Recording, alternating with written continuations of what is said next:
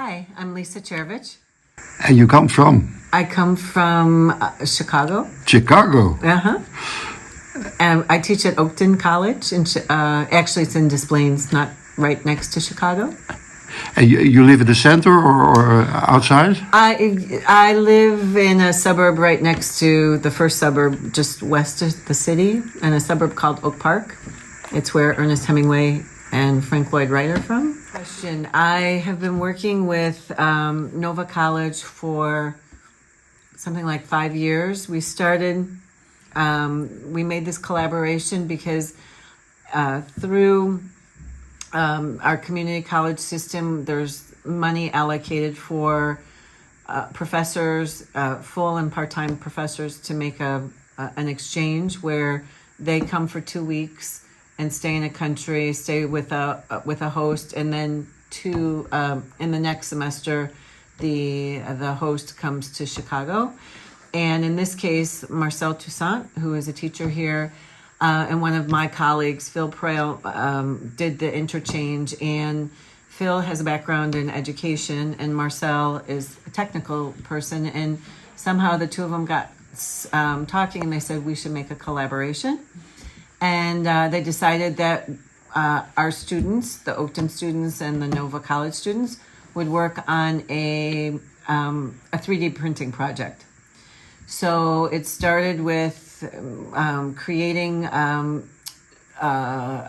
tile for one of the UN Sustainable Development Goals.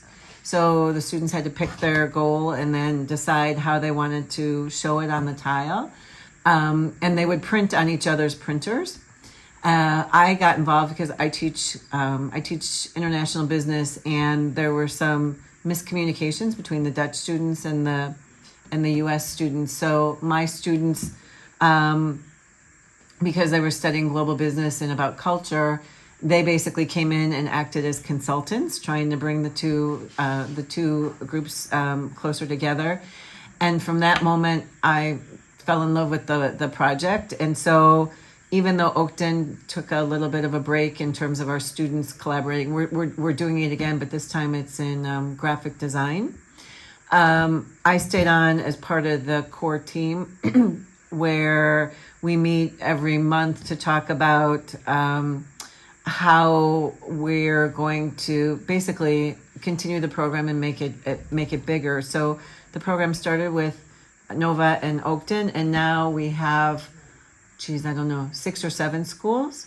So we have, I think there's 2 schools in Sweden, 2 in Germany, 2 here, so more than that, 2 here in the Netherlands, and 3 schools in the States, 1 in New York, 1 in Chicago, and 1 in LA. So it's really becoming global. In May, I was here because we celebrated the end of the grant. It was an Erasmus grant.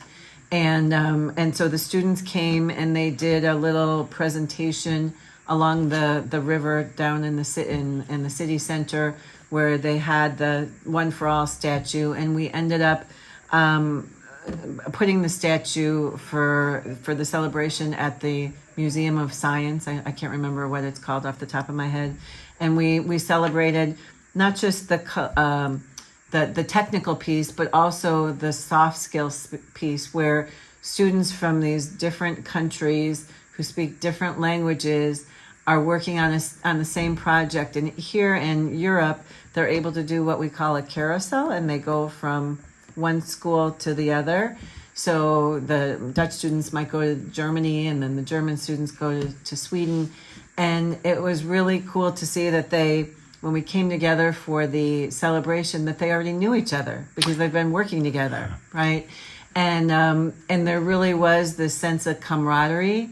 And from my point of view is that when you see young people having this kind of experience, that maybe as they get older, we'll see less of some of the divisiveness that we see in our world, because they realize that they're people, right? And that we're all here working on the same project. So we did that ended that Erasmus, as part of an Erasmus grant. We got another one where the idea is to expand it.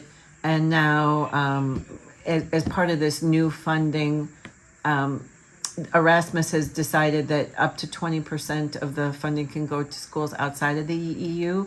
So fingers crossed, we're hoping that we can send Dutch students to the US and US students here to really get a sense for just how the other people live. And how I ended up here, on top of the fact that I've been working with them, basically I fell in love with the Dutch people, right? So when my colleagues came to Chicago in October of 2022, I told them that I wanted to have a sabbatical, and they immediately said, come to the Netherlands. And I said, okay, and what am I going to do? And so we decided that I would study sustainability, because that's an area I've had an interest in for a long time. And quite honestly, it's an area that we don't do as well, right? If at all. And so it was kind of an informal agreement that we made. My colleague Els connected with Erdogan and said, would you mind entertaining Lisa for a whole semester? He said, of course. And that's basically how this all came about. For the students, there's a lot of money involved to get to Holland, or students from here to get to America.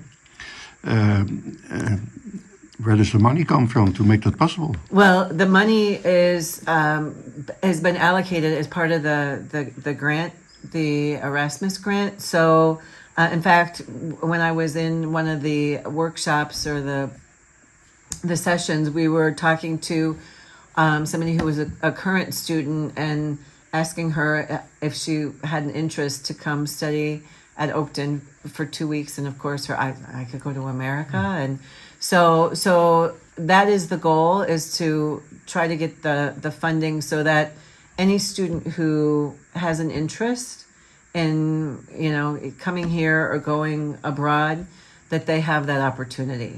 And they talk with each other online? They do. They do talk to each other online. In fact, when I was here in May, I brought my niece with me, because after I was done working, we took a little tour. I was going with her to some universities, and she made connections with the kids that were part of the program. And I asked her right before I left, I'm like, do you still talk to the Dutch students, the German students? She's like, yeah, we're on Instagram or Snapchat or whatever. So they do, They make friendships. They make friendships, yeah. And even though they don't speak the same language, they figure it out, right? Yeah. They're able to communicate. The Dutch culture, is it very different from the American? Yes. In what way? I think it's more direct. Direct? Yeah.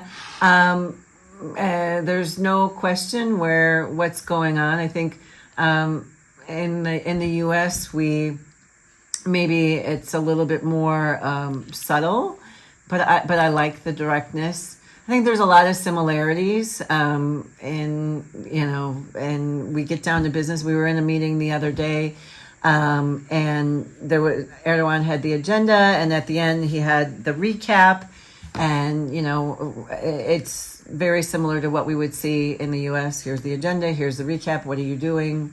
Where I know in other cultures they might not have that piece. It's just, okay, we're done, and that's that. I think the Dutch people laugh a lot, right? I don't know, because I don't speak. I speak to say very little Dutch. I can say doei doei, which is my favorite word, right? But there's laughter when they're speaking, and I just get the sense that they don't take it too seriously, right? And so for me, I just love being around this energy. The other thing that I've discovered in just the short time that I'm here is the creativity, the ingenuity, when we use the word clever, and at least in the U.S. English, it's used as a derogatory, like they're trying to get away with something. But here, when we say clever, it's a positive, and I feel like they're very clever. They're very creative, and just the site visits that I've made with Erdogan and some of my other colleagues talking about what they're doing in sustainability, it just blows my mind. I've been taking a lot of pictures. I've been talking to my boss back home. I've been talking to the president of the college. And the other thing that I've noticed in this short time that I've been here is that you're way more collaborative than we are. And I think the only way that things are going to get better is through collaboration, right? For example, we had the sustainability expert here, and I met somebody that's from the government, and this is not unusual to have this kind of collaboration where it does happen in the U.S., but I think it's more maybe at the higher level, the more the elite universities they're collaborating with, our premier institutions, and not as much at like a technical college, right, where we're at. In the United States, when you talk about technical jobs and technical studies, als je in Amerika praat over technische vakken, technische studies, the difference between boys and girls over there are more boys who take technical jobs. Yeah. And it's the same problem as in Holland. Yeah. Well, I noticed that one of the things I did notice is that in these technical classes, I'm surprised at even the number of women that are here already, right? I find myself saying, wow, they're here. I'm surprised, right? And it's still, compared to how many males are here, it's still a lot less. It's not 50-50 for sure, but there are more females in these classes than I would find in the U.S. Thank you very much. Thank you.